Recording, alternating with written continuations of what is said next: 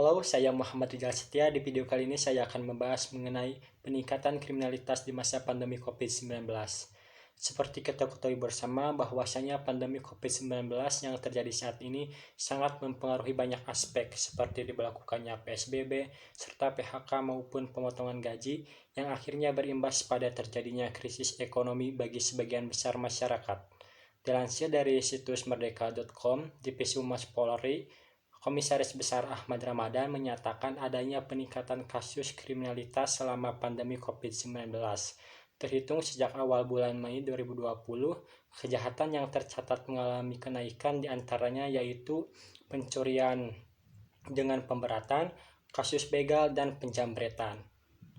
Robert Martin melalui teorinya mengatakan bahwa pada dasarnya manusia itu baik, namun karena adanya kondisi sosial yang mengakibatkan tekanan dan stres, maka terjadilah ketegangan atau strain yang bersumber dari 4 faktor, yaitu gagal mencapai tujuan yang bernilai positif, hilangnya stimulus positif dalam diri dan hadirnya stimulus negatif, serta adanya perbedaan antara harapan dengan kenyataan. Teori ini sesuai dengan keadaan di masa pandemi saat ini, di mana mayoritas masyarakat mulai dari kelas ekonomi yang tinggi hingga kelas ekonomi yang rendah mengalami krisis ekonomi yang parah.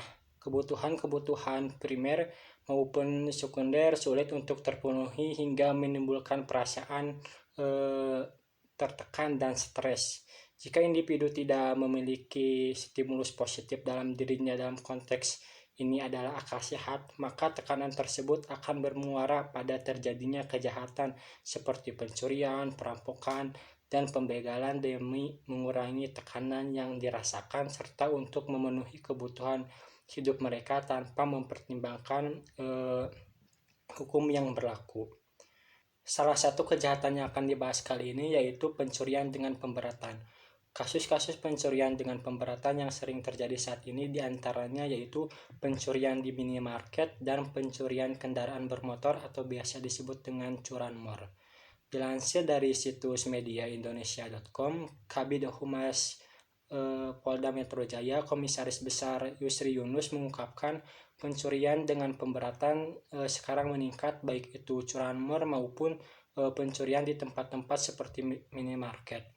Saat pelaku mengidentifikasi bahwa rumah-rumah warga sulit untuk dieksekusi, maka ia akan mencari cara lain agar tujuan mereka tetap tercapai, salah satunya yaitu minimarket.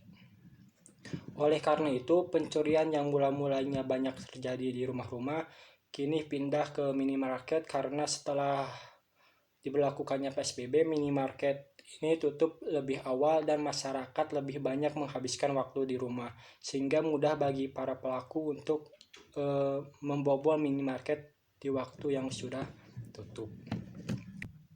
Kasus-kasus tersebut dijelaskan dalam KUHP pasal 363 bahwa pencurian dengan pemberatan merupakan pencurian yang disertai dengan kondisi tertentu yang memberatkan. Kondisi yang dimaksud adalah salah satu dari kondisi yaitu 1. Pencurian ternak, 2. Pencurian pada waktu kebakaran, letusan, banjir, gempa bumi maupun gempa laut, gunung meletus, kapal karam, kapal terdampar, kecelakaan kereta api, huru-hara, pemberontakan atau bahaya perang. 3. Jika masuk ke tempat melakukan kejahatan dengan merusak atau memanjat atau dengan memakai anak kunci palsu, perintah palsu, atau pakaian pejabat palsu. Dan yang keempat, jika perbuatan mengakibatkan luka-luka berat.